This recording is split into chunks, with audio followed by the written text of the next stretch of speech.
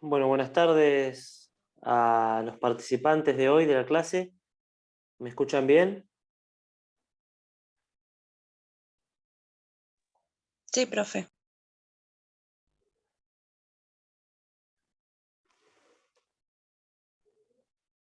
Disculpen la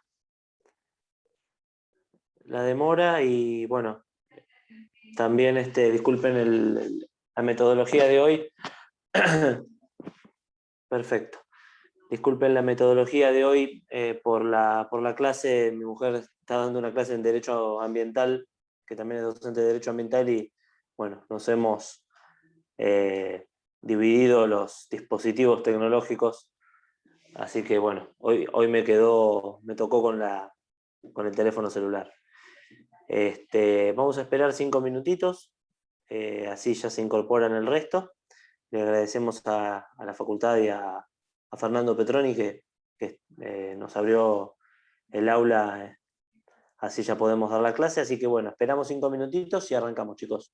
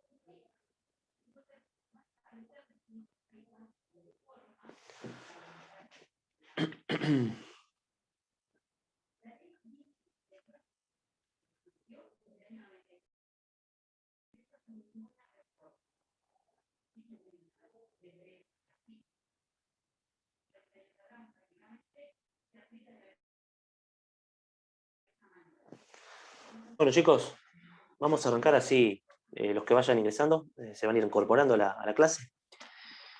Bueno, nosotros nos habíamos quedado en la evolución histórica del concepto de salud cuando ya habíamos llegado a las últimas etapas del final del siglo XX, ¿no?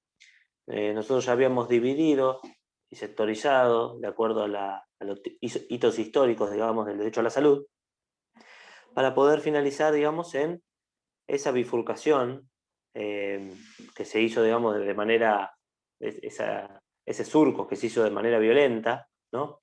Que comenzó en la década del 70 y se perfeccionó en la década de los 90, que es básicamente la incorporación de un nuevo actor a, a la película sanitaria, si se quiere, ¿no?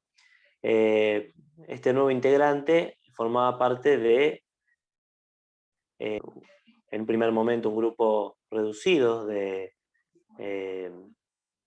de asociaciones u organizaciones, para luego ir creciendo en número y en calidad, para hoy determinar lo que se establece como servicio de salud privado, ¿no? Recordábamos entonces que la evolución en la República Argentina del derecho a la salud había comenzado, si se quiere, con un esquema sanitario público, pero muy reducido, luego producto de los gobiernos accedidos por el voto de la ley Sáenz Peña, ¿no? Irigoyen, Alvear, Perón y demás, habían conseguido, digamos, desarrollar el ámbito del derecho a la salud, el esquema mixto, ¿no? El tema de las mutuales de salud, cooperativas de salud, hasta finalizar en la década del 50 con las obras sociales en su gran desarrollo, ¿no? Y luego, ya hacia la década del 70, se comenzó a establecer una suerte, si se quiere, de un nuevo actor al sistema, al esquema de salud, que es básicamente la salud privada, ¿no? Hoy en día nadie desconoce, nadie puede dejar de conocer la existencia de las empresas de medicina prepaga, ¿no? Las empresas de medicina prepaga en la República Argentina en la actualidad representan más del 30% eh, de la demanda en salud, o de la oferta, depende del lugar en el cual ustedes estén situados. Por ende, una de cada tres, mejor dicho, 3 de cada 10 personas están incorporadas dentro de este esquema de salud privada, que no es poco, digamos, ¿no? No es poco. Concretamente, nosotros también, hacia el final de la clase, me interesaría plantearles situaciones que se dan en otros países, ¿no? Porque esto que nosotros hacemos mención a que en la República Argentina este esquema o este sistema es exclusivo y es único, en realidad, por las características del mismo, podemos afirmar esta situación, pero no así por el sistema dual o mixto, ¿no? Abriendo un paréntesis, nosotros podemos, si quiere, citar algunos países del mundo, por ejemplo, en Europa, España e Italia, y en el cono sur, Chile, sin ir más lejos, tienen sistema de salud mixto. ¿Esto qué significa? Sistema de salud público por un lado y sistema de salud privado por el otro. La novedad, si se quiere, en el sistema sanitario argentino es la tercera vía, si se quiere, que es el sistema mixto de obras sociales o mutuales de salud. Pero esto no es excluyente y exclusivo de Argentina. Eso también es interesante plantear. Hacia el final de la clase nosotros vamos a ver cómo un sistema que nosotros lo tenemos preestablecido eh, en nuestra cabeza como un sistema exclusivamente privado, se van a sorprender en relación a los porcentajes que tiene en cuanto a demanda de salud y oferta de un sistema público o semipúblico, ¿no? No vamos a revelar el país. Muchos de ustedes ya estarán pensando con, si se quiere, un prejuzgamiento que va a ser adelantado, ¿no? Esto también les va a servir como eh, un ejercicio de tratar de evitar, ¿no?, ese adelantamiento en la opinión que uno generalmente tiene planteada, ¿no?, porque hay verdades preestablecidas, y eso es lo que trata de venir a desmitificar las verdades preestablecidas, porque si existen verdades preestablecidas, en realidad la filosofía no tiene nada que hacer. Lo que hace la filosofía justamente es cuestionarse esas verdades preestablecidas para terminar concluyendo que en realidad no existen esas verdades preestablecidas, o al menos en el pensamiento o en la opinión de aquellos que desarrollan el arte del filosofar. No soy yo, no me incluyan a mí. Yo solo reproduzco lo que dijeron otras personas en otras épocas, ¿no? Pero bueno, en la República Argentina, en la década del 70, entonces, decimos que se aceleró este proceso. Económicamente, la República Argentina tuvo, o sea, en la historia de la década del 70, que nosotros la vemos mucho en distintas asignaturas, en derecho político, en historia constitucional, ¿no? No solo está asignada por un fenómeno producido hacia mediados de esa década del 70, que concluye, si se quiere, en el golpe militar del 76, ¿no? Y las consecuencias que ello trae aparejadas. El golpe militar del 76 trae aparejada consecuencias de índole política, de índole social, de índole de derechos humanos, ¿no?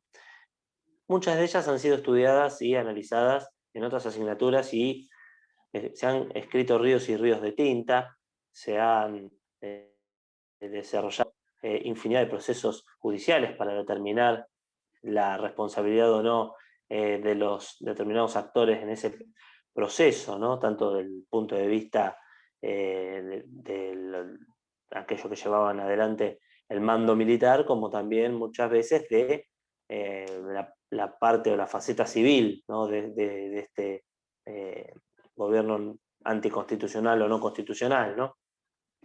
Pero poco se ha hablado, y bueno, en los últimos años sí existe un revisionismo histórico acerca del impacto económico que tuvo, básicamente la impronta económica que tuvo la década del 70, ¿no?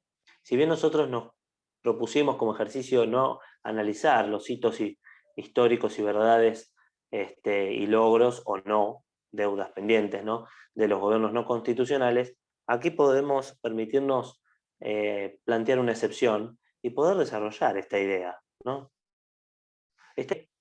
Cómo era el funcionamiento del sector económico en la década del 70, ¿no? Post el golpe de Estado y pre-golpe de Estado, ¿no? Nosotros tenemos una etapa en la República Argentina, en la década del 70, donde los acontecimientos se fueron sucediendo muy rápido. Y muchas veces lo que se plantea en términos generales son verdades preestablecidas, obviamente, ¿no? Para poder avanzar en realidades o en discursivas o en realidades, si se quiere, de relatar una realidad, ¿no? Concretamente, en la década del 70 nosotros tenemos analizado desde el punto de vista económico casi en una meseta, en cuanto a, si se quiere, que no existieron posturas económicas antisonantes de acuerdo a los gobiernos que estuvieron, ni el gobierno del inicio de la década del 70 con gobiernos militares, este, el acceso del general Perón en el año 74, bueno, en el 73, luego su fallecimiento en el 74 y el golpe de Estado del 76. Si se quiere, en el punto de vista económico, en los últimos tiempos, luego del fallecimiento de Perón, ¿no? Podemos entrelazarlos desde el punto de vista económico. Estamos hablando desde el punto de vista económico, no vamos a hablar, no lo planteamos desde el punto de vista social o de ético. Si se quiere, se plantea una idea de que había una línea económica clara, ¿no? Esa línea económica clara era el liberalismo. El liberalismo que se aplicó en los últimos año y medio del gobierno de Perón, ya fallecido, ¿no? Gobierno heredado por su mujer, ¿no? Hasta el golpe de Estado y luego la continuidad de las medidas económicas post golpe de Estado, ¿no? Desde el punto de vista económico, el liberalismo en la Argentina ha tenido nefastas aplicaciones, ¿no? Lo que no significa también que debemos dar por sentado que el liberalismo es malo, ¿no? Muchas veces las posturas filosóficas, políticas y económicas se aplican a cada uno de los estados conforme a la idiosincrasia que tenga cada uno de los pueblos, otras veces no, otras veces se aplica tratando de copiar una historia de otro país y otras veces esto, o en la mayoría de las veces esto no genera una aplicación armónica, ¿no? Nosotros, sin ir más lejos, podemos llegar a plantear desde un punto de vista penal, ustedes lo verán o ya lo habrán visto o lo estarán leyendo. Cuando, por ejemplo, desde el punto de vista penal se quiere plantear la idea de la instauración de un proceso penal y de la teoría del delito y de la idea del tipo penal emanada del derecho alemán, una cosa es aplicar la teoría del derecho penal emanada del derecho alemán y otra cosa es aplicar en la práctica lo que se aplica como teoría del derecho penal en el ámbito alemán, o en el derecho alemán o en Alemania, ¿no? Porque son realidades totalmente distintas, partiendo de la base de la realidad socioeconómica, política, y el contexto de las sociedades, las costumbres y los usos que tienen estas sociedades, ¿no? Que son totalmente distintas. Y pretender aplicar una norma específica de igual manera a una situación o a otras situaciones, es ahí donde comienzan a generarse los cortocircuitos, ¿no? Con ello, entonces, nosotros planteamos que en la República Argentina se trató de desarrollar esta idea de liberalismo económico, pero a la Argentina, como decimos todos, ¿no? Siempre el ámbito del derecho a la salud se hace a la Argentina, la aplicación de las normas penales se hace a la Argentina, ¿no? Y no se trata utilizar los mejores postulados de cada una de las ideas ayornadas a los usos y costumbres que nosotros tenemos. ¿Con esto qué quiero decir? El liberalismo plantea la crisis de los estados de bienestar. esto es una realidad. En realidad esto es algo que sucedió. Los estados de bienestar como tales fracasaron y decayeron en el mundo, ¿no? Esta idea del bienestarismo, esta idea del plan Marshall, de la reconstrucción, muy vigente hacia la década del 50 y 60, luego hacia el 70, por motivos obvios de economía, como motivos obvios de que ningún sistema económico puede perdurar en el tiempo a lo largo de las décadas y de los siglos, sino que tiene sus matices y sus cambios, porque también cambia el ser humano, ¿no?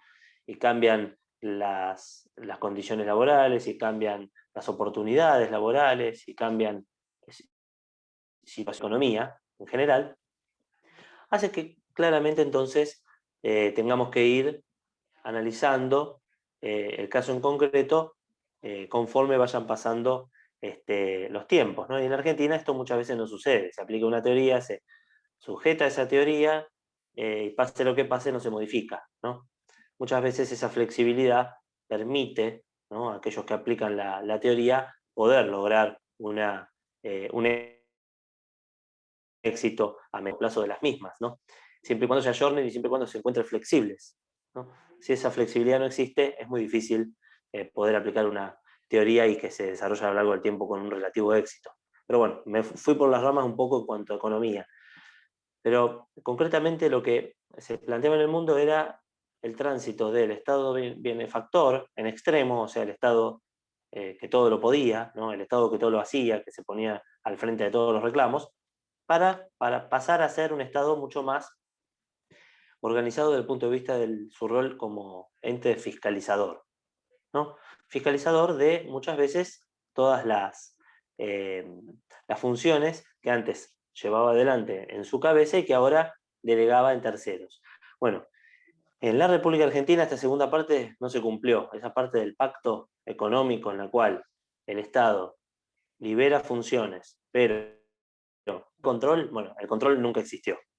Así fue como primer globo de ensayo, década del 70, luego viene el gobierno de Alfonsín, un gobierno más de tinte socialdemócrata, un gobierno más de tinte no tan liberal. Bueno, hubo, si se quiere, un interregno, ¿no?, de 7, 8 años, hasta tanto luego el gobierno subsiguiente, tenemos, a mí me gusta analizarlo desde un punto de vista histórico, ¿no? El gobierno que accedió al poder en el 89, no vamos a decir el nombre del expresidente hoy eh, desaparecido físicamente de nuestro plano, no por motivos de decoro o de cuestiones éticas o morales, sino por cuestiones de creencias esotéricas, ¿no? Eh, pero bueno, todos sabemos a quién nos referimos en la década de los 90. Bueno, entre el 89 y 91 deberíamos decirle que este gobierno no dio, como se dice, pie con, bueno, esa palabra que viene después, ¿no? Muy, muy del balompié, pie con bolas, ¿no? No resolvió, digamos, las cuestiones económicas referidas a la salud, a la situación social, ¿no? La mayor hiperinflación, de hecho, en la República Argentina históricamente fue entre el 89 y 91, 1989 a 1991. Heredada obviamente muchas veces por ese desequilibrio económico que había eh, permitido que Alfonsín, que fue el presidente que de vuelta a la democracia, no terminara su mandato, ¿no? La crisis económica de Alfonsín hizo que también tenga que adelantar las elecciones e ingresar eh, en el 89 Carlos Saúl I, ¿no?, que trata de implantar una idea nueva de contrato social, ¿no? Este contrato social que se rompe en el 91, ¿no?, cuando él dice, bueno, con esta vía yo no puedo resolver nada, entonces vamos a pasar de un lado hacia el otro, ¿no?, de Boca a River, de la izquierda hacia la derecha, si se quiere, ¿no? Entonces plantea la ley de convertibilidad. 1 de abril de 1991, esa fecha está recordada por arte de magia a los Harry Potter, desaparece, ¿no?, con un toque de varita mágica la inflación, fenómeno que nos viene castigando desde la década del 50, ¿no?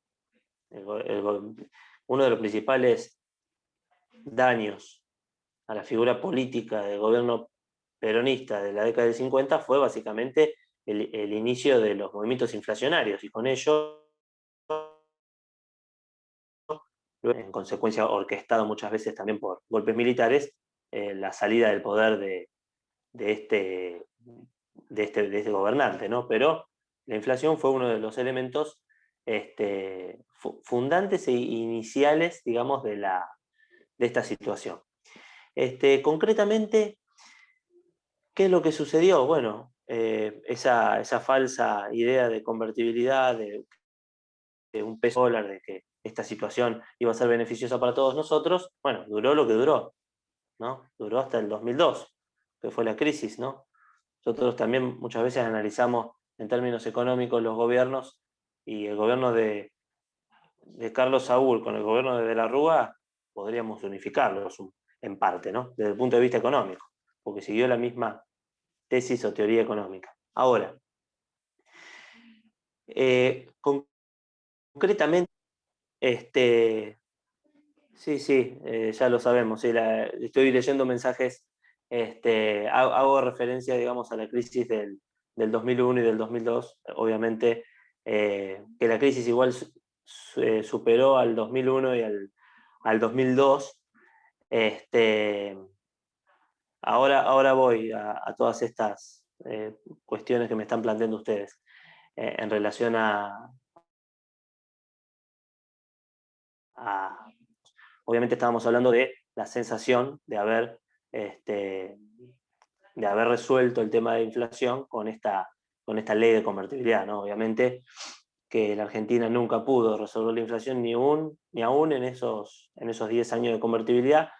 Fue una olla presión, por eso la crisis del 2001/2002, obviamente porque la crisis se origina en el 2001, pero luego le viene sucedida a la crisis económica una crisis política y de legitimidad, por eso hablo de la crisis del 2002 también, porque la crisis del 2002 era política, además de económica, obviamente, el país estaba fundido también, eso también hay que recordarlo, no es solamente la crisis económica, sino también la crisis política y de representatividad. Bueno, pero aclarado eso, digamos, ese esquema, si se quiere, político-económico, si se quiere, tuvo su crisis en el 2001 económicamente, en el 2002 políticamente. Pero bueno, ¿qué es lo que sucedió en el ámbito del derecho a la salud en todo este tiempo? Bueno, en el ámbito del derecho a la salud en todo este tiempo sucedió lo que gobiernos liberales aplicados a la Argentina, como les vuelvo a repetir, sucede. ¿Qué era lo que pasó? Bueno, en un primer momento tenemos la denominada o llamada, mal llamada porque ya había comenzado, pero bueno, se acentuó en esa época, privatización de la salud. En realidad, la privatización de la salud no fue ni más ni menos que una consecuencia o una reacción, si se quiere, de la crisis sanitaria en la cual estaba sumida la República Argentina, ¿no? Crisis sanitaria que venía arrastrándose durante décadas. Estamos hablando, obviamente, desde el punto de vista del sector público, ¿no? Y la crisis sanitaria del sector público tenía muchas causales, pero una de ellas era la desinversión, ¿no?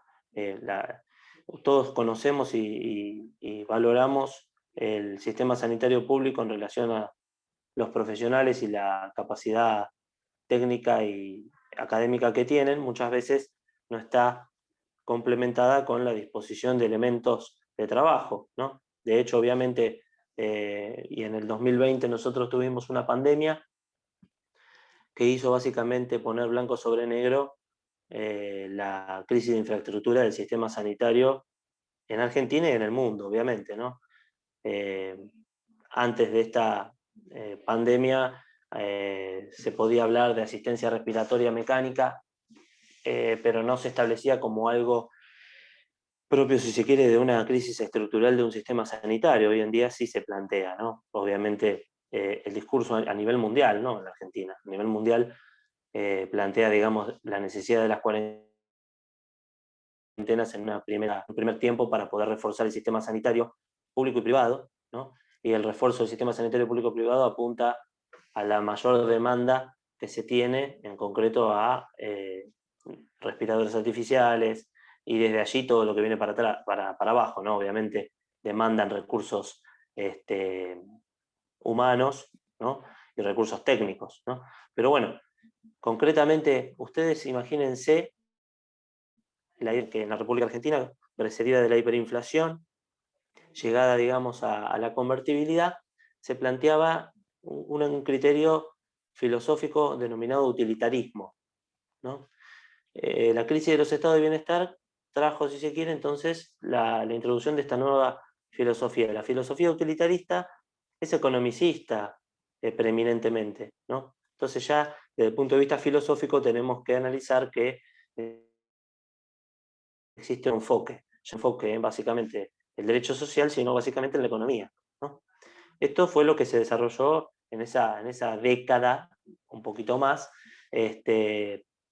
salvajemente, si se quiere, ¿no? Ese capitalismo salvaje que se habla, o ese neoliberalismo aplicado a la República Argentina, a la idea de la República Argentina, fue básicamente nefasto en cuanto a las consecuencias del sistema sanitario público. Si bien el sanitario privado creció, se formó y se desarrolló de muy amplia y rápida medida en esta década, esto fue en detrimento del sistema sanitario público. Lamentablemente esto no debió haber sido así, porque el crecimiento de uno de los sistemas no debe implicar el decrecimiento del otro. Lo que sí sucedió fue eso, justamente. El decrecimiento del sistema sanitario público, ¿cómo se sucedió? Bueno, en base básicamente a esa aparente convertibilidad y carencia de inflación, que en realidad era eh, una, no sé si se quiere, expresión de deseos, ¿no? Porque en realidad, está bien, en un primer momento no hubo movimiento inflacionario como el que estamos nosotros acostumbrados a ver, hoy en día del 4 o 5% mensual, pero la inflación y el movimiento y la depreciación existía, no en esos porcentajes, pero sí existía. Pero además de todo eso, que bueno, uno podría decir que la depreciación monetaria era inferior a la de estas épocas, el problema fue la desinversión, y desinversión como decisión de política económica, ¿no? La desinversión, ¿qué significa?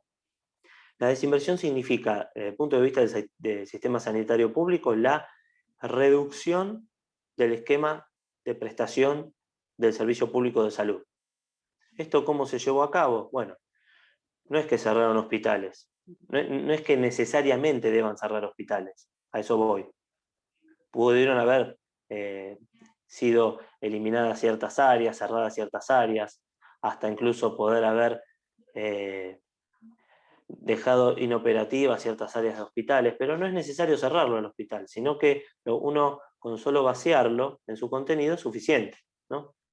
¿Y el contenido del hospital qué es? No son solo paredes, no es solamente una infraestructura edilicia, sino que la infraestructura que lleva adelante el servicio sanitario está compuesta por los recursos humanos y los recursos técnicos. Si nosotros no dotamos a los recursos humanos y a los recursos técnicos desde el punto de vista cuantitativo y cualitativo, tenemos un grave problema. Y eso fue lo que sucedió.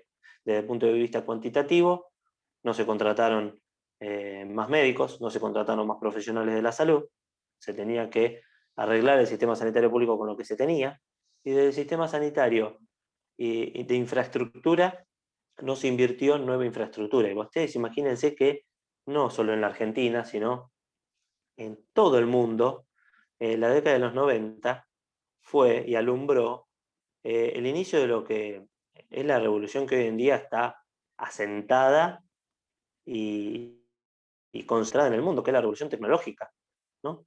Ese, si se quiere, que esa revolución tecnológica que comienza en los 70 se lleva adelante concretamente y velozmente en el mundo hacia los 80 y los 90, ¿no? Esto tiene que ver con distintas también posiciones políticas y económicas que fueron cambiando y que fueron modificando, digamos, el mapa geopolítico mundial, ¿no?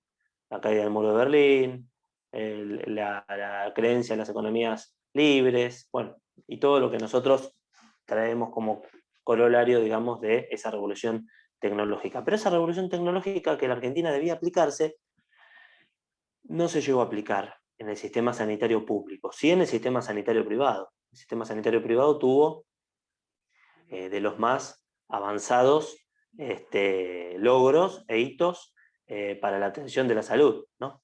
Pero claro, ¿cuál era la trampa en todo esto? Porque si nosotros planteamos la sustitución del sistema público por un sistema privado de mejor calidad, que pueda ser asequible, que pueda ser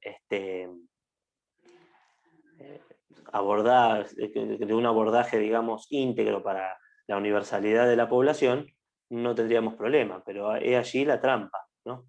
El sistema liberal lo que hizo fue, bueno, las consecuencias del sistema liberal estuvieron a la vista. El gobierno de la Rúa, de Carlos Saúl Barra de la Rúa, termina casi con un 50% de pobreza. Índices de pobreza superiores a los de hoy en día. Vean que luego del arrastre de la pandemia, de las crisis económicas, bueno, la pobreza era aún superior. ¿Y la pobreza qué es? Bueno, la pobreza es la carencia, ¿no? Y la carencia de recursos de todo tipo, los alimentarios, de recursos de infraestructura, ¿no? Esa pobreza a la cual fue sumida como consecuencia de esa revolución productiva no llevada a cabo, digamos, en los 90, generó básicamente una gran exclusión social. Esa exclusión social, ¿qué genera? Bueno, esa exclusión social genera que toda esa persona que son seres humanos, ¿no? Que en un momento tenían trabajo, que tenían la posibilidad de acceder a una obra social, a una cobertura social, bueno, todas esas personas quedan caídas del sistema. Pero claro, ¿caídas de qué sistema? Bueno, caen del sistema semipúblico o del sistema privado, para el caso de que pudieran acceder. Aquellos que nunca pudieron acceder debían básicamente atenderse por el sistema sanitario público, que era el único que tenían disponible. Bueno, concretamente la sobredemanda del sistema sanitario público es una consecuencia directa de los índices de pobreza. Si hay más pobres, esto no es con ánimo de copiar a nadie, pero bueno, vamos a hacer, si se quiere, conclusiones automatizadas, ¿no? Si hay más pobres, hay menos recursos. Si hay menos recursos, hay menos disponibilidad de medios para poder autosolventarse la salud, ¿no? Y si hay menos recursos para poder autosolventarse la salud, que se sobrecarga es el sistema sanitario público. Eso fue lo que sucedió. Ahora, ustedes vean que si el sistema sanitario público hubiera estado a la altura de las circunstancias, desde el punto de vista de infraestructura y económico, ¿no? Todo lo que nosotros planteábamos,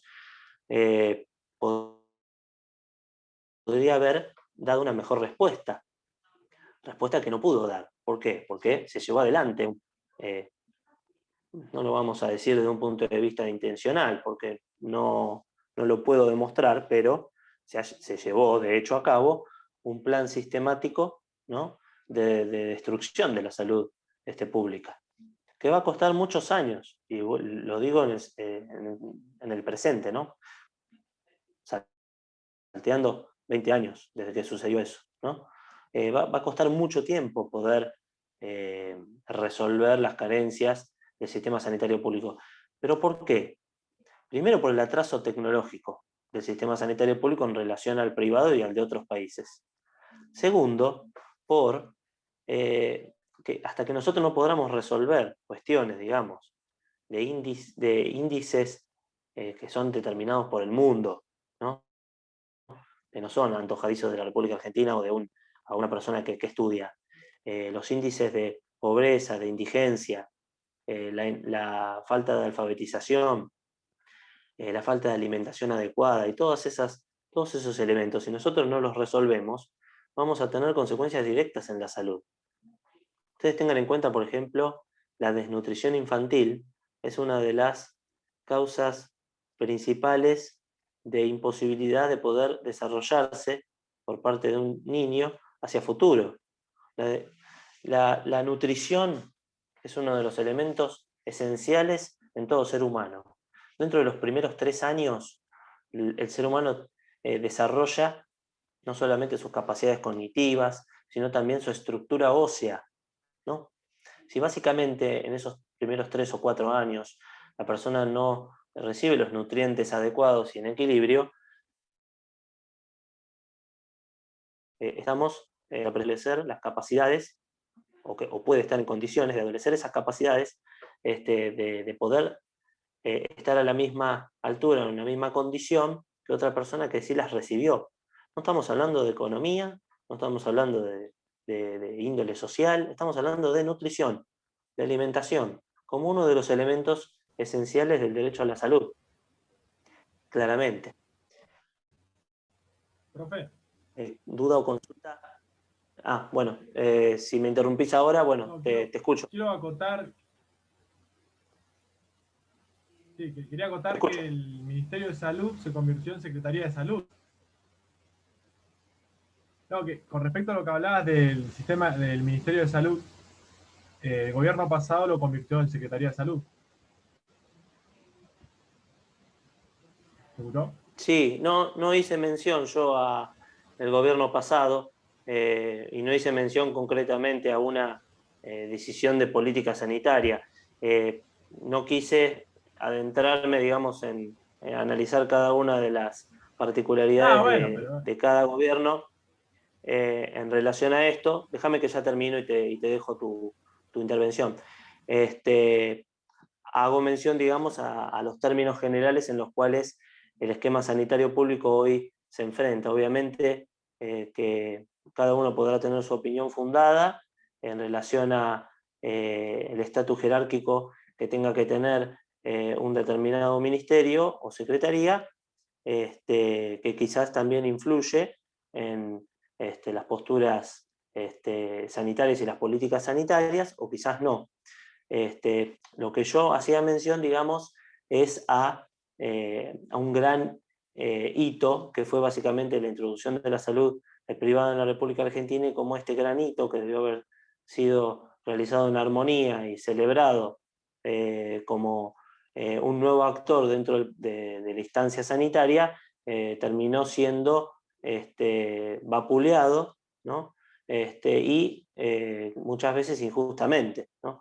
Hoy en día nosotros estamos en una pandemia en la cual quizás algo que los que nos va a dejar esta pandemia seguramente es la enseñanza de que si no tiramos todos juntos del mismo carro, nadie nos va a salvar. El sistema sanitario público solo no puede, y el sistema sanitario privado solo tampoco. Obviamente, imagínense si el sistema sanitario privado no existiera.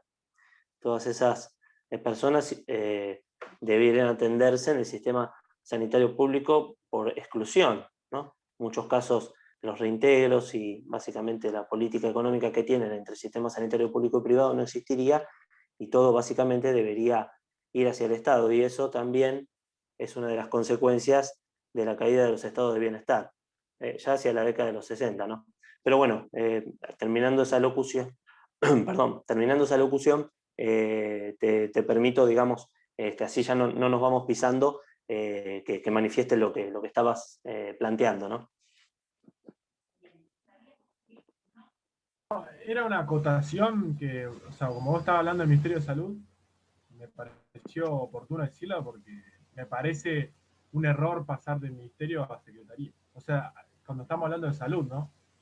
Algo tan importante, reducirle la magnitud o quitarle poder, en algún sentido, a la salud. Sí, por supuesto que cada una de las posturas y las decisiones de los gobiernos muchas veces no son compartidas por muchas personas. También se podría plantear en ese mismo hilo otras situaciones que obviamente muchas las comparto. También la verticalidad del sistema sanitario muchas veces es criticado en base a todo lo que nosotros habíamos anteexpuesto anteriormente, esa verticalidad originada en la década de 40, mediados de la década de 40, que luego se fue morigerando, ¿no? Obviamente que muchas veces las decisiones políticas no son acertadas, y esta posiblemente sea una de ellas. Teniendo en cuenta todas estas situaciones, obviamente la importancia que se le debe dar, digamos, a la salud pública en la República Argentina, cuando más del 50% de las personas se atienden en el sistema sanitario público exclusivo, es muy determinante que se tomen en torno a ese respecto, tienen que ir en esa dirección. Ni lo discuto y por eso ni siquiera lo planteé ni lo analicé. En términos generales planteaba esa dicotomía de la caída, digamos, del sistema sanitario público y de por qué no pudo recuperarse, siendo ministerio, siendo secretaría, porque existen, digamos, cuestiones estructurales que hacen, si se quiere, a la necesidad de la satisfacción del derecho a la salud, muchas veces pase por no solamente decisiones de organización, ¿no?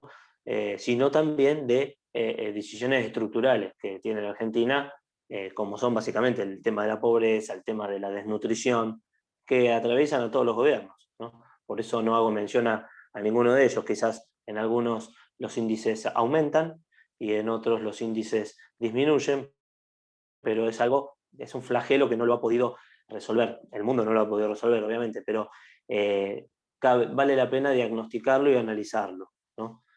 Porque es una de las patas principales sobre las cuales se basa el principio de igualdad que nosotros tenemos consagrado constitucionalmente, del cual tanto se habla, pero del que en definitiva en, la, en el plano práctico muchas veces no se lleva a cabo, independiente del gobierno y del color político que se trate, ¿no? Pero bueno, siguiendo con ese orden de ideas, ustedes díganme más o menos qué hora es, porque yo tengo el teléfono, no sé, Son las 7:18. 7:18. Muy bien. Bien, bueno, vamos a hacer te agradezco por la acotación, porque sí, sí, la ¿Qué escucho, tal? la Buenas escucho. tardes. Buenas Perdón, tardes. ingresé tarde por trabajo a la clase y quería saber cómo es la participación durante tu hora, porque con la actividad, con el profesor anterior, la semana pasada, hubo como una pregunta y cada uno tenía que participar. Sí, sí, Ahora te escuchamos. Esa sí, es la pregunta. sí, ya te sigo. Mira, nosotros lo que estamos haciendo es libremente en cada una de las clases con una dinámica muy abierta. Este, Vamos propiciando, obviamente, como estamos haciendo la participación. Yo generalmente lo que hago en las primeras clases es plantear más o menos esta idea de la salud y después vamos a hacer trabajos prácticos en concreto referido a esto, que los vamos a ir haciendo acá en la, en la clase, ¿no? Así que no se preocupen, obviamente que están en toda la libertad y en toda la posibilidad de participar y de plantear sus dudas, inquietudes o comentarios, porque bueno, de eso se trata. Estas clases son un ida y vuelta y esa es la idea que nosotros queremos propiciar, ¿no? Pero bueno, la idea mía de hoy era, bueno, terminar con este análisis, si se quiere, de esquema sanitario público-privado y plantearles también, como corolario, algo que me pareció interesante, ¿no? Que es básicamente la idea de no dar por sentadas las cosas o ser analizadas con una única vara, ¿no? Que muchas veces se plantea, sino que permitir o permitirnos, si se quiere, reflexionar acerca de ellas, ¿no? Y con eso terminaba, el corolario de mi clase iba a ser este. Eh, Concretamente al país al cual yo me iba a referir en relación al esquema sanitario o el esquema de salud que propicia es Estados Unidos. Porque cuando nosotros hablamos de Estados Unidos parece que estamos preestableciendo o predeterminando que en Estados Unidos solamente existe el esquema de salud privada, ¿no? Porque los últimos años lo hemos analizado así, porque existieron proyectos políticos para tratar, digamos, de dotar de cobertura de salud a muchas personas que están fuera del sistema, ¿no? Y porque muchas veces también se preestablece que es así, como en la Argentina se preestablece que el sistema de salud es público, ustedes mirándolo desde afuera no lo vean como un argentino que conoce la idea y la realidad, ¿no? Pero viéndolo desde afuera quizás, o con por ejemplo la educación universitaria, que es lo que nos pasa, muchas personas de afuera, de otro país, plantean que nosotros tenemos educación y salud gratuita, cuando en realidad es pública, ¿no? Bueno, todas esas cuestiones que se dan por preestablecidas o sabidas, muchas veces nosotros también las tenemos, o preconceptos que tenemos con respecto a otros países, y muchas veces en cierta parte son reales, y en otra parte hay cosas que no se conocen, ¿no? Yo les quería traer un mínimo comentario, con esto, si quieren, cerramos ya la clase, en relación básicamente al esquema sanitario en Estados Unidos. Ya hemos hablado de Argentina, hablamos de España, de Italia, que tienen sistemas mixtos, Chile también tiene sistemas mixtos, público-privado, ¿no?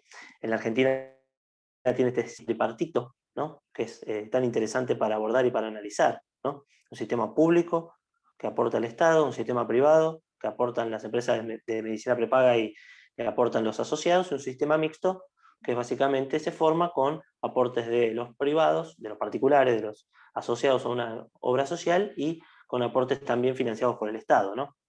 Pero este sistema mixto no es exclusivo en el mundo. Estados Unidos también lo tiene. ¿Cómo se divide el sistema sanitario en otro país que nosotros tenemos lejos, pero que muchas veces lo planteamos como que allí la salud pública no existe, ¿no? Bueno, esto en realidad no es del todo cierto. Ustedes vean que el sistema sanitario de Estados Unidos se divide en 6 prestadores principales. El primero básicamente es el seguro médico, ¿no? El seguro médico se lleva adelante a través de lo que nosotros, empresa de medicina prepaga. El 50% de la población en Estados Unidos, tengan la idea de que estamos alrededor de 300 millones de habitantes, o un número para redondear la población de Estados Unidos. 150 millones de habitantes tienen el esquema sanitario privado, exclusivo, seguro médico, empresa de medicina prepaga denominada aquí. Luego tenemos otro 20% de población que se lleva adelante a través del sistema Medicaid. No sé si lo han, Medicaid se pronuncia, es Medicaid, todo junto. Este sistema básicamente se conforma, si se quiere, con la idea de un seguro médico, ¿no? Como el de la empresa de medicina prepaga, pero público, ¿no? En realidad es un sistema sanitario de seguro médico que se conforma con aportes del Estado federal y de los diferentes estados, ¿no? Se armó un fondo, ese fondo se distribuye entre cada uno de los estados. Aquí a esto acceden el 20% de la población, ¿no? Estamos hablando de un sistema semipúblico, si se quiere, ¿no? Luego tenemos el tercer actor, es el Medicare, es el Medicare, ¿no? Este es el 15% de la población. Este Medicare tiene en promedio, si se quiere, el pago de una prima, ¿no? Como la que ustedes pagan por un contrato de seguro, por ejemplo, de aproximadamente $100 por habitante. El Medicare lo llevan adelante los mayores de 65 años. Es un programa de salud para mayores de 65 años. Que pagan esta prima en promedio, estamos hablando, puede ser más, puede ser menos, $100 per cápita, mensuales, ¿no? Y esto conjuntamente con aportes del Estado federal y de los regímenes estaduales, se conforma un fondo parecido al Medicaid, ¿no? Pero con un aporte, una prima. Luego tenemos el 1% aproximadamente de la población que se lleva adelante con el tema de la sanidad o el régimen de sanidad militar, ¿no? Este régimen de sanidad militar lo llevan adelante o lo pueden tener como beneficiarios a las Fuerzas Armadas, ¿no? Tengan en cuenta que Estados Unidos es un país con Fuerzas Armadas considerables en su número. Bueno, el 1% de la población no es poco. Tengan en cuenta que de 300 millones de habitantes estamos hablando de aproximadamente 3 millones. No son todos excombatientes, obviamente, están también los familiares allí incorporados como participantes o adherentes, ¿no? Pero bueno, obviamente tengan en cuenta la idiosincrasia de Estados Unidos con los héroes de guerra y demás, que viene de las películas, ¿no? Bueno, y esta idea de que los héroes de guerra son respetados o al menos en cierta medida reconocidos, bueno, este sistema de sanidad militar, que es el 1% de la población, es gratuito, en realidad.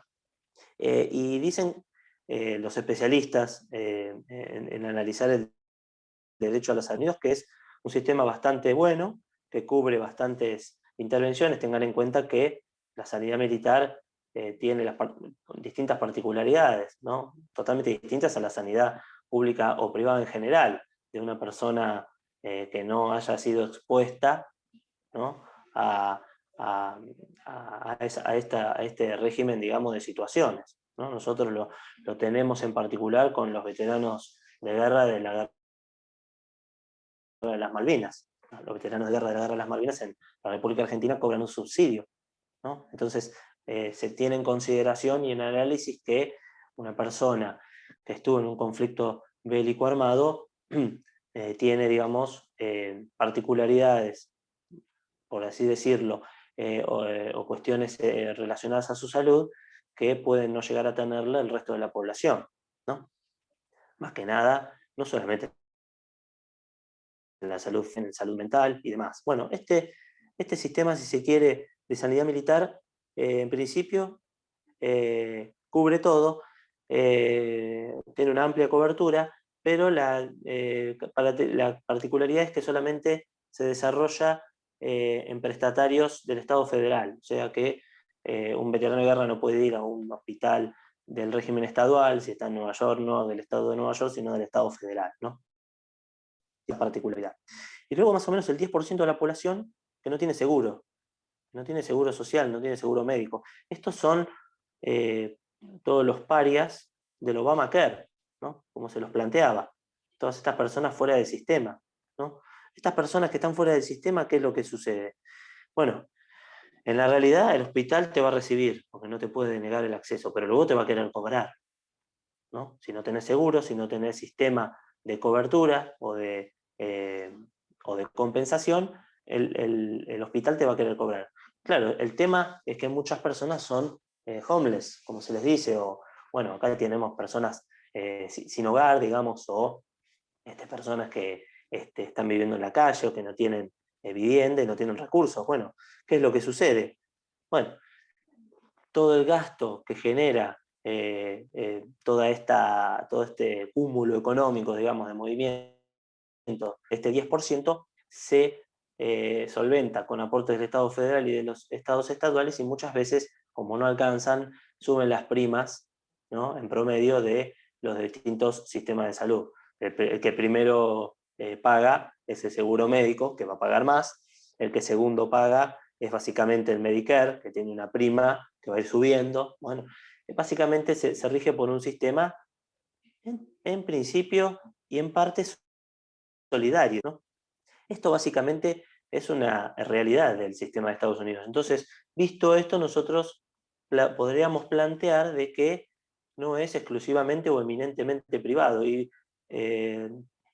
participaría un régimen de solidaridad y de distribución. Claro, las críticas a este sistema son muchas, ¿no? La primera, por ejemplo, es este régimen de sextipartito, digamos, de 6 partes de la salud en Estados Unidos. Muchas veces lo que trae es críticas en torno a la efectividad de este sistema, ¿no?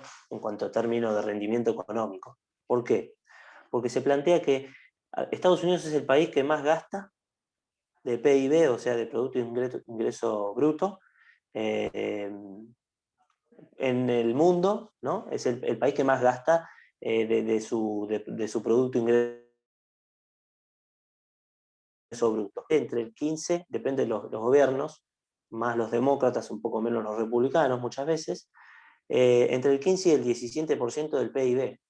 Es el que más gasta. Pero claro, gastando esa enorme cantidad de dinero, imagínense, miles de millones de dólares, todavía tiene un 10% fuera del sistema, que generó el tema del Obamacare, que generó básicamente la pelea en el Senado, ¿no? La Cámara de Representantes lo aprueba, el Senado lo frena, ¿no? Entonces, por un lado está la idiosincrasia del pueblo norteamericano, por el otro lado están las políticas sanitarias, por el otro lado la solidaridad como un elemento allí dando vuelta, pero obviamente teniendo en cuenta que no se puede preestablecer o determinar tajantemente a un determinado esquema sanitario país en el cual se encuentre. Si nosotros antes de esta explicación que yo les quería llevar adelante nos poníamos a filosofar o hablar sobre el esquema de salud en Estados Unidos, yo creo que más del 50% de ustedes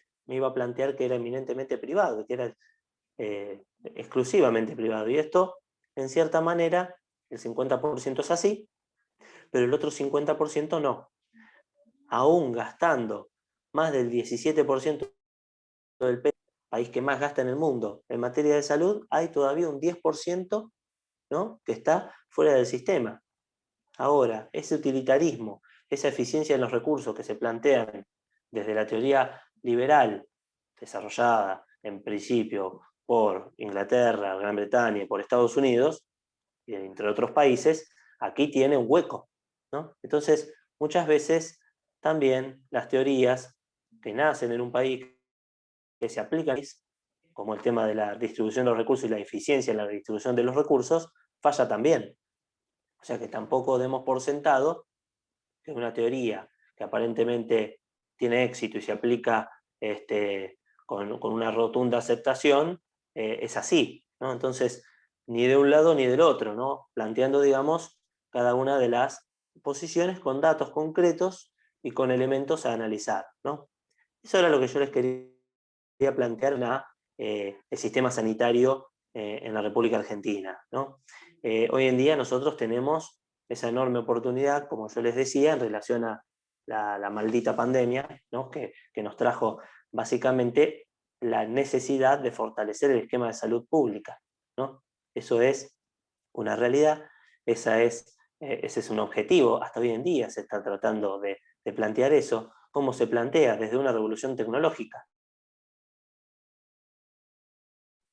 En estos últimos días se plantea la posibilidad de que la propia, en la República Argentina, laboratorios privados puedan producir, con la licencia de la vacuna Sputnik, la vacuna rusa, que es una de las que se está distribuyendo aquí, que se pueda producir en la República Argentina con posibilidades de, con la transferencia de tecnología correspondiente, con la posibilidad de abastecer de vacunas a toda la República Argentina durante el año 2022, ¿no?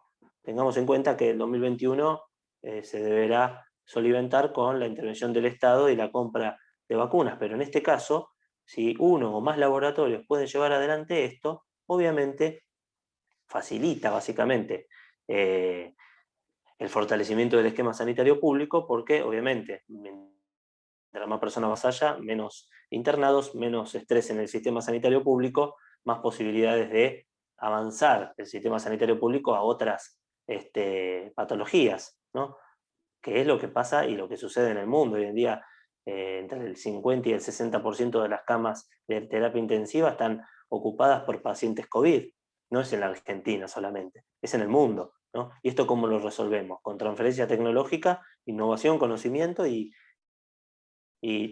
la ciencia y la tecnología aplicada en el ámbito del derecho a la salud hoy en día nos exige y nos interpela la necesidad de que el sistema de vacunación sea lo más rápido y ágil posible, y que mejor que si la vacuna se pueda empezar a producir de base en la República Argentina y no tengan que generarse esos trámites engorrosos de contratación entre estados con laboratorios en el extranjero, trayendo aviones, el tiempo que se demora, ¿no?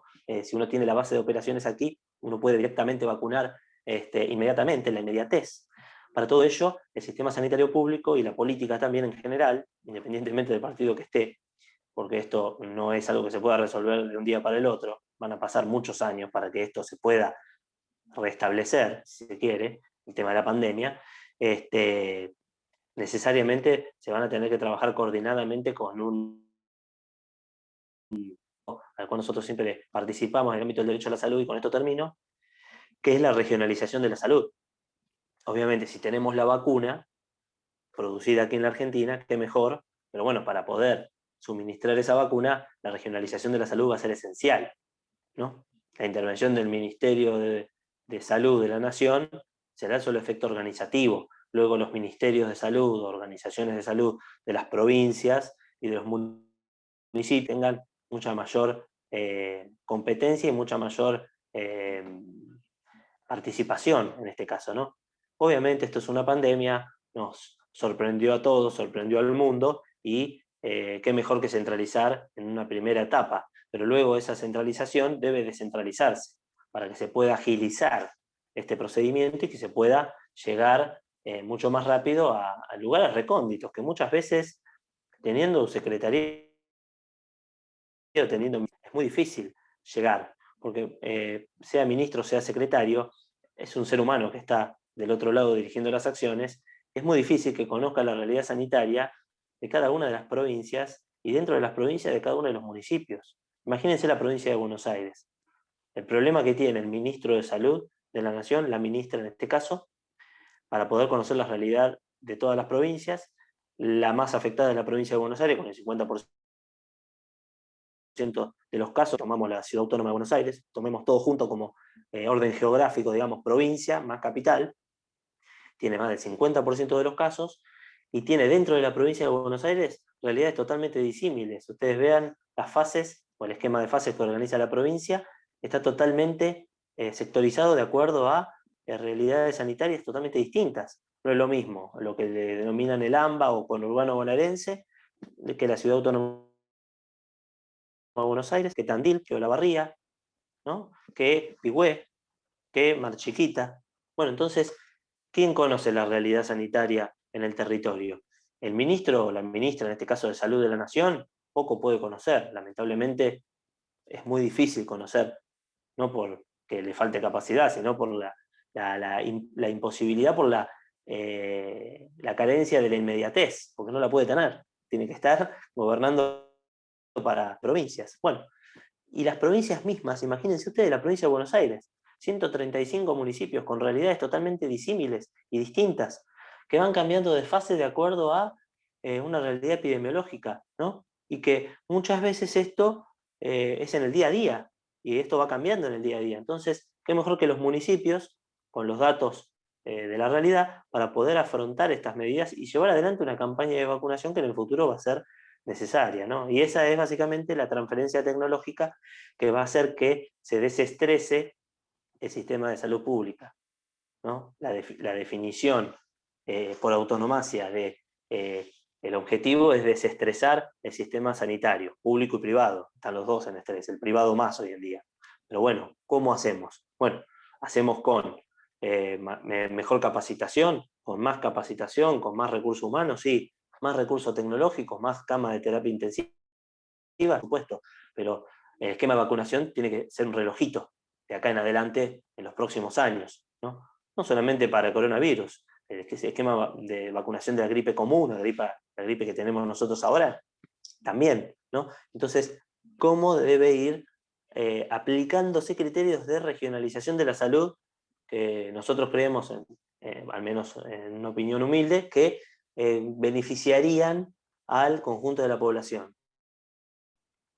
La realidad de la provincia de Buenos Aires es llevada adelante por cada uno de los 135 municipios y en los 135 municipios hay intendentes, concejales, secretarios de salud y de otras áreas que conocen la realidad compleja de cada uno de los territorios que les tocan gobernar, ¿no? Y entonces, de esa manera, no solamente desde la política, sino también desde los funcionarios de carrera sanitarios que existan en la provincia y en los municipios, se va a poder llevar adelante una organización, ¿no? del esquema sanitario, una respuesta mucho más rápida y acabada para poder, de una vez por todas, volver a restablecer los preceptos del esquema de salud pública, que hoy en día están olvidados en un cajón, pública y privada, obviamente, porque estamos en una pandemia y lo único que hay que resolver es la pandemia. Pero una vez resuelta la pandemia, que no tengo duda de que el mundo, la Argentina, un miembro de este planeta y de las organizaciones la Organización Mundial de la Salud y demás, que les toca participar, lo van a poder resolver. luego van a venir los problemas que venimos, si se quiere, no digo metiendo abajo de una alfombra como la basura, pero no es que están escondidos, pero no están tan visibles por prioridad a la época, ¿no? Pero bueno, van a volver. Entonces, cuando vuelvan esos problemas que nunca se fueron en realidad, debemos estar preparados con un esquema sanitario adecuado a una realidad como es la del siglo XXI, con regionalización, primando la regionalización, y bueno, avanzando sobre esos criterios o esas ideas, ¿no? Bueno, vamos a cortar aquí. La semana que viene vamos a hablar un poquito de principios apuntados, si se quiere, a la teoría de las variables de la salud, cómo es básicamente las variables de la salud. Estoy leyendo más o menos cuáles son los temas del programa: elementos de la salud, disponibilidad, accesibilidad, cómo trata la salud en la Constitución Nacional, en la evolución histórica del concepto, fenómenos como son el de autorresponsabilidad, muy vigentes hoy en día, que hablan también muchas veces de el exacerbar la idea del individualismo cuando hablamos de autorresponsabilidad de la salud. Ojo con eso porque pretexto del concepto liberal, ¿no?, y de las libertades, también planteamos la autorresponsabilidad como la otra cara de la misma moneda, y es un peligro, ¿no? Bueno, para finalizar esa clase, yo creo que vamos a estar en condiciones, cuando terminemos esa clase, de concretamente concentrarnos la próxima, o sea, dentro de un mes, en los trabajos prácticos. Yo luego les voy a través de la plataforma, les voy a avisar qué trabajo vamos a ver. Va a ser el tiempo de ustedes. Vamos a tener 1 o 2 semanas, que va a ser un mes prácticamente, en la cual ustedes van a desarrollar qué idea y qué reflexión llevaron a cabo en cada uno de los trabajos. Recuerden que va a ser libre, aquel que quiera explayarse se explaya, el que lo quiera presentar por escrito lo presenta, el que no, participa en la clase, todo va a ser con total libertad. Pero bueno, como para ir cerrando la parte de derecho a la salud, ya en la segunda parte del cuatrimestre, concentrarnos en derecho ambiental. Les debo los PowerPoint, yo sé que estoy en deuda.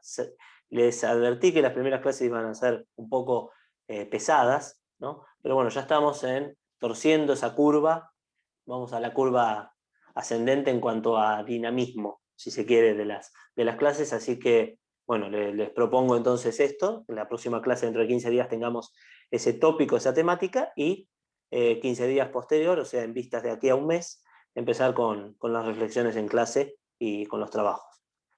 Si les parece. Así que bueno, que tengan buen fin de semana. Cualquier cosa que quieran comentarme, dejo abiertos los micrófonos. El que quiera plantear algo, lo plantea. El que no, nos vemos dentro de 15 días. Gracias, profe. Disculpe, profe. Con respecto al campus, no sé si me escucha. Sí, te escucho perfectamente. Lo que hoy estábamos analizando con respecto al ámbito de la salud es lo que corresponde a la unidad 7 y 8. En No, principio 8. sí, en principio está individualizada, sí, como la unidad del derecho a la salud. Igual no se guíen mucho por el programa, porque nosotros vamos y venimos en el programa. No digamos, no establecemos un plan de trabajo docente como otras materias, por ejemplo, concursal o cambiario, que tienen tal día, tal bolilla, tal día, tal bolilla, porque creemos que en realidad filosofía debería darse de otra manera.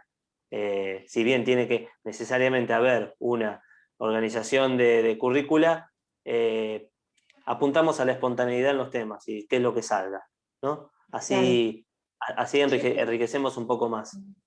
Sí, mi inquietud parte a partir del trabajo final, que va a ser el ensayo, y no sé para dónde disparar por cómo se plantea. O sea, yo vengo de otra universidad y no teníamos filosofía. Y cuando vi filosofía dije, bueno, ¿qué será esto? Cuando abro el programa, veo los trabajos, digo, wow, está buenísimo, porque, o sea, está buenísimo, porque, por ejemplo, hablamos de la salud desde el ámbito legal, perfecto, pero es como digo, bueno, y ahora el bendito ensayo, monografía, lo que haga como trabajo final, ¿para dónde voy? O sea, Bueno, A eso apuntaba con respecto a que estoy chusmeando el sí. contenido, no porque estoy con demasiado tiempo para poder leer de todo, sino para ver para dónde voy a rumbear. Le entiendo perfectamente. Una de las características de la filosofía es la capacidad, como siempre les digo, de preguntar y de repreguntar. Por ende, no den nada por sentado. Por ende, aquel tema que a ustedes les haga ruido del programa o que sea del programa, puede ser orientado desde el punto de vista de la filosofía. La filosofía es básicamente, lo que engloba la filosofía es la capacidad de pensar y de reflexionar acerca de la naturaleza del ser humano, de la diversidad de las especies, del pensamiento en general, ¿no? Con esto, ¿qué les quiero decir? El tema que ustedes desarrollen va a tener un condicionamiento o un disparador filosófico, porque siempre va a haber una pregunta. Ustedes siempre cuando hagan el trabajo planteen el tema con una pregunta, que es básicamente la hipótesis. ¿Eh? Y dentro de la hipótesis van a haber distintas tesis y antítesis, ¿no? Y de esas tesis y de esas antítesis van a sacar una síntesis, que es básicamente la conclusión.